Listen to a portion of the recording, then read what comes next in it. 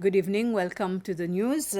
It's been exactly 23 days since the World Health Organization, WHO, declared the current Ebola outbreak a public health emergency of international concern. The Ministry of Health says that as of now, there are no confirmed Ebola cases reported in the Seychelles. However, the Public Health Commissioner, Dr. Jude Gedeon, says the government has reactivated its Ebola preparedness and response plan.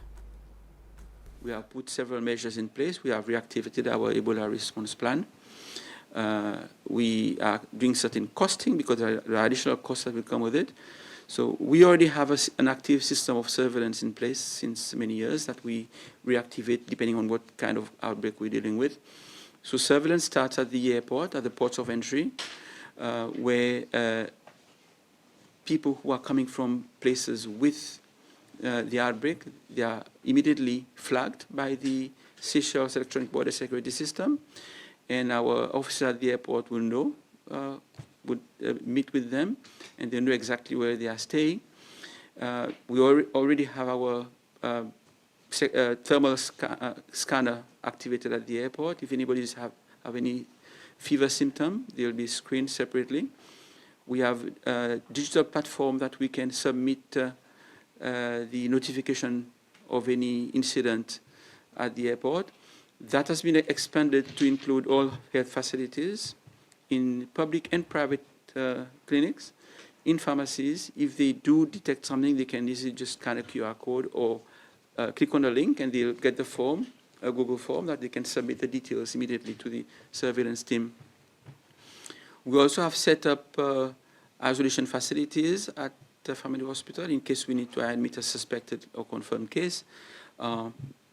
Different cadres of staff have been trained or getting retrained.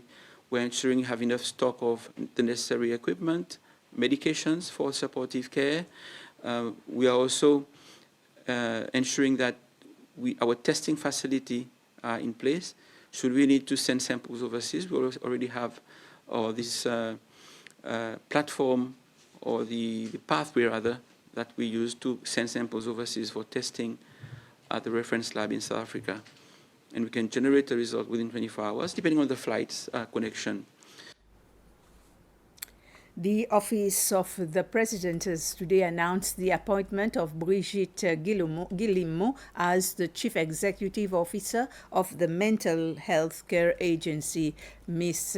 Guillemot holds a master's degree in psychology, specializing in clinical psychology. Prior to her appointment, she served as a clinical psychologist within the Ministry of Health, where she has played a key role in psychological assessment, treatment planning, crisis intervention, therapeutic care, and mental health program development. She is also an elected member of the Health Professionals Council. Her appointment took effect on the 1st of June. The Office of the President has also announced the appointment of Lindy Leon as the Chief Executive Officer of the National Institute for Science, Technology and Innovation, NIST. Ms. Leon is a professional with experience in healthcare, leadership, strategic management, clinical governance, policy development, and organizational transformation. The Office of the President says her appointment will strengthen the Institute's efforts to advance science, technology, research, and innovation in support of Seychelles' sustainable development goals and national priorities. Her appointment also took effect on the 1st of June. Former Minister for Internal Affairs Errol Fonseca filed a motion before the Constitutional Court this morning challenging the legality of the various commissions of inquiries recently established. Speaking during a press interview, Mr. Fonseca said he believes the commissions are unconstitutional as they were set up under a law that dates back to 1962. This morning we filed the motion and filed the affidavits to obviously put a stay and to agree that the Board of Inquiry should cease and that they are unconstitutional. This is what we intend, we're aiming to achieve, at which point the Constitution will in turn restore its quality, and we will see the rule of law, which is paramount in what we're doing, that we always maintain the rule of law, and we hope that this is where it will end after we've done this process. According to statistics from the Home Care Agency, 450 of the agency's 3,866 registered home carers are pensioners.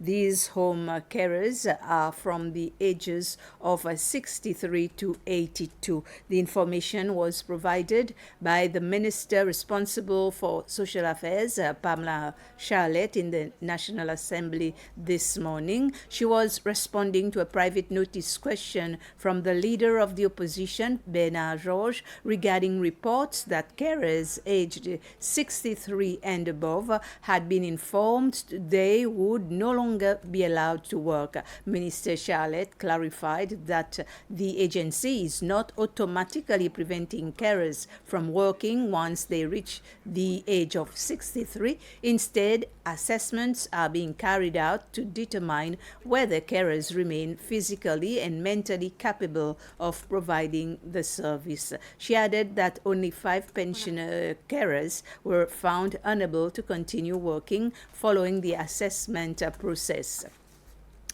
This morning at the State House, 2 ambassadors presented their credentials to the President of the Republic, Dr. Patrick Ermini. Vincenzo Del Monaco is the new ambassador of Italy to Seychelles, and Tran Thi Thin is the ambassador of Vietnam to Seychelles. Both ambassadors are expected to serve in Seychelles for a period of 3 years. In keeping with the diplomatic tradition, the ambassadors held discussions with the president on strengthening bilateral cooperation between their respective countries and Seychelles across various sectors. Bringing home a number of takeaways. The first is the determination of your highest authorities, starting from His Excellency, your President, to further work to enhance the level of the bilateral relations with my country in a number of areas. Of course, there is a traditional political dialogue, which is very meaningful. It's not irrelevant at all, because we need to redefine the new rules of the international governance, which is very much needed.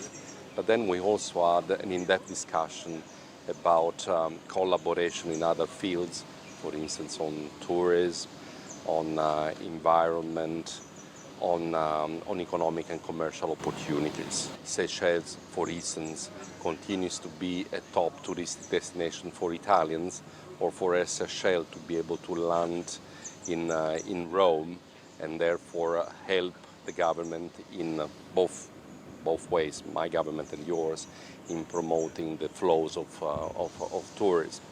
This is a magic country also for possible collaborations in the field of protection, renewable energies and infrastructure. Italy is a leading country when it comes to luxury accommodation, hotelry, and we share your same potential and your same challenges.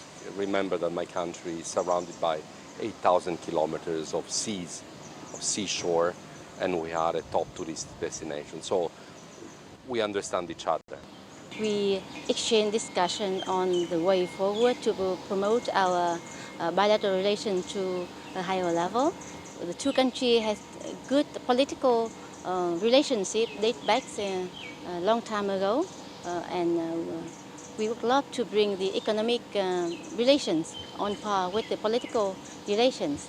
And the two countries share many common characteristics, like we are both coastal countries, and we can share experiences in maritime protection, maritime the fisheries and agriculture, tourism and foreign investment. So during my term here, I would look forward to cooperate with our colleagues in Seychelles to bring higher our relationship to a higher level. We've come to the end of this news summary. Thank you for watching and good evening.